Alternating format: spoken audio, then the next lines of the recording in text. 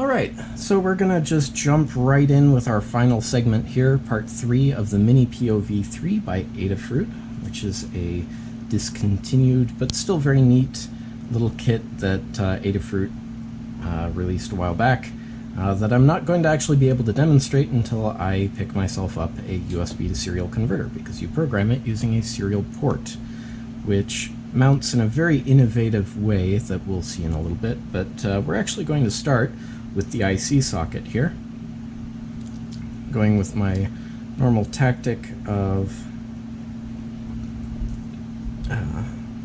soldering one lead on it, applying a little bit of pressure from underneath the board, reflow the joint to make sure that the socket is nice and flush.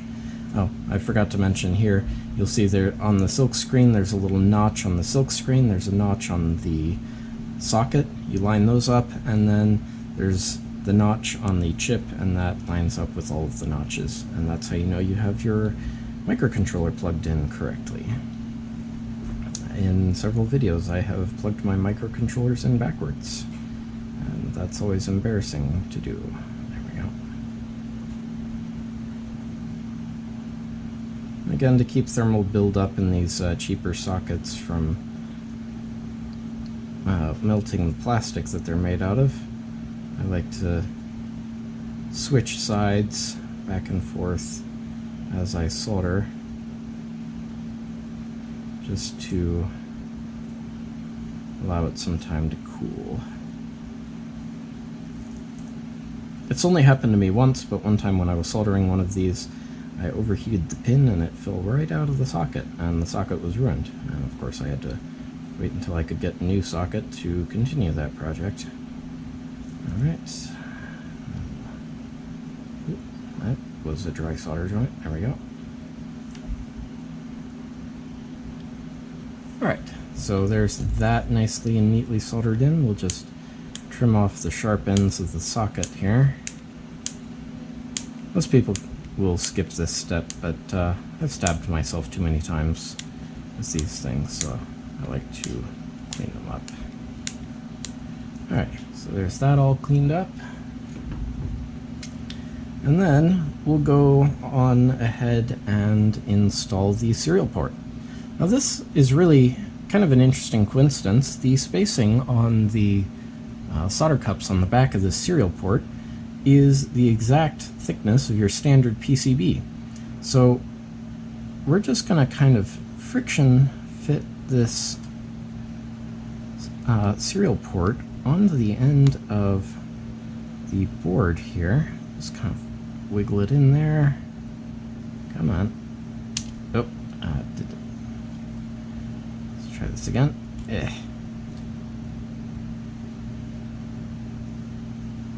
You want to make sure the solder cups are positioned nicely over the pads on the board there. You'll see there's 4 on the one side and 5 on the other side, so you can't actually get that installed backwards. And then we'll go ahead and generously apply solder to the board here and the serial port, making sure that we don't just fill the cup with solder, we also want to get solder flowing onto the pad and underneath the cup as well. So we'll just keep flowing that in. Nice strong smell of solder flux there. Love that odor. Happy childhood memories kind of smell there. We'll just quickly inspect to make sure that all of those cups got soldered to the board, which they did, nicely and neatly. Don't be afraid to be generous with solder. I mean, unless you're making blobs that are so huge that they're flowing over onto neighboring components. The more the merrier.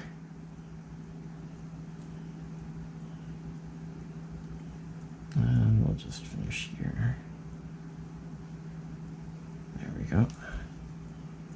I think I just booped the camera with my forehead there. Alright, so that's nicely and securely mounted there. And then, oh, for anybody who purchases this kit, you'll find your IC and IC socket. They ship them inside the battery compartment, which is an interesting way to protect them from damage. So we'll just go ahead and socket this in here like so. Boop. Look underneath to make sure we didn't fold any leads underneath while we were socketing it. I've had that happen. That's such a hard thing to troubleshoot. You'll be looking at your board, what the heck is wrong with this thing? And it turns out that when you were plugging your socket in, you got one of the leads folded up, and that sort of makes the whole thing not work properly. So the next thing we're going to do is mount the battery pack here. Now, I previously was messing around with this and decided that this was kind of the angle that I wanted to do it at, so that you have the on-off switch there. The battery compartment opens on the other side. That looks good to me. But we're going to want to route these wires over to the battery leads over here. So we're going to crop them off just about here then. And then we're going to, because I still have no idea where my wire strippers are, we're going to very carefully cut into the wire here and then pull the insulation off without pulling off any of the wires. Somewhat of a learned technique. Just grab yourself some cheap wire and play around with it to learn the technique. That's nothing that can really be described. There's sort of a sensation to when you've managed to get through the insulation, and you'll know it's time to stop cutting into it. So we'll just quickly tin these leads like so. Ooh, I'll put a big blob on that one. Quickly tin these leads. There we go. And then, let's see, so I was going to bring them down and around like this. Okay, so we're going to put positive lead in.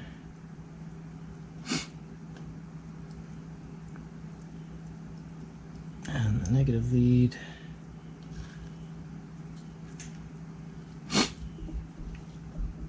Still getting over a little bit of a cold, sorry for the snuffling.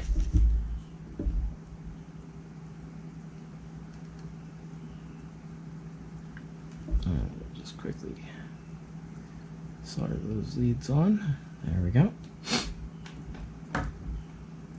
And that's all of the soldering, so I'm going to go ahead and unplug my soldering iron, put it over there so I don't accidentally touch it. There we go. And then we'll crop off the excess lead from the battery wires here. There we go.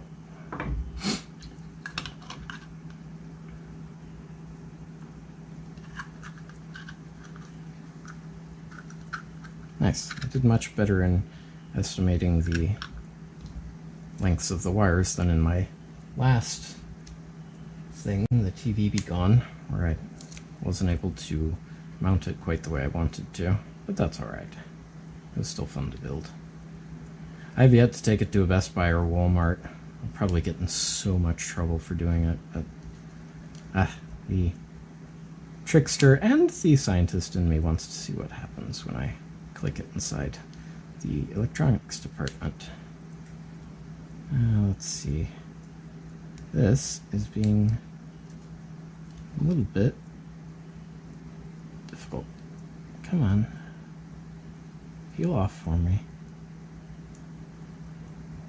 Stupid double-sided tape. Doesn't do me much good if you don't let me peel off to the second side there.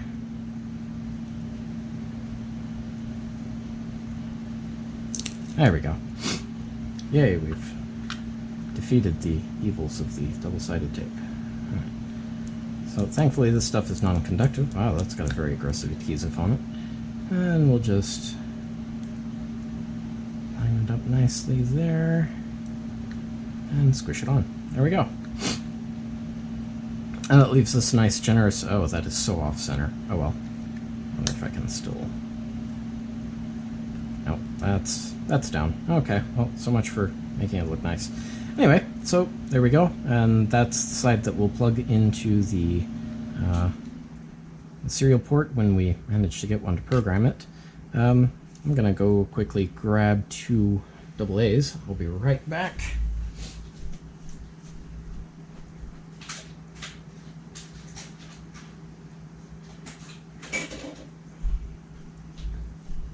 There we go. Fast enough. I didn't really need to pause the video. All right. Of course, the batteries go in there. Yep. I said the batteries go in there. There we go. And this goes like that. And I'll go grab one of the other neat toys that I was sent. Actually, I have to give this one back because it's only on loan. But it's a cute little electronic screwdriver. So we'll just put the screw in here, hold the battery compartment in. Oops. Apparently it's very easy to cross thread a screw using this thing. That's not the right size bit for it either.